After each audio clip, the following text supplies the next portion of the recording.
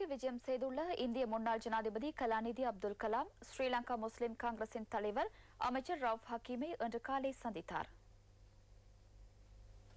இந்திய முன்னாள் ஜனாதிபதி மற்றும் முஸ்லிம் காங்கிரசின் தலைவர்களுக்கு இடையிலான இந்த சந்திப்பு இன்று காலை நடைபெற்றது. கிராமிய பிரதேச அபிவிருத்தி தொடர்பில் இதன்போது கருத்து பரிமாறப்பட்டதாக அமைச்சர் ரவுப் ஹக்கீம் கூறியுள்ளார். கிராமிய பொருளாதாரத்தை முன்னேற்றுவதற்கான சில முன்னேற்றகரமான தகவல்களை எங்களோடு பகிர்ந்து கொண்டார்கள். ஒவ்வொரு நாடும் எவ்வளவு தூரம் மின் வலுவை சரியான முறையில் பயன்படுத்த வேண்டும் என்பதற்கான தன்னுடைய சொந்த அபிப்பிராயங்களை எங்களோடு பகிர்ந்து கொண்டது மட்டுமல்லாமல் ஏற்கனவே இந்த நாட்டிலே செயல்முறைப்படுத்தப்படுகிற அபிவிருத்தி செயல் திட்டங்களுக்கு கிராம மக்களை ஒன்றிணைக்கிற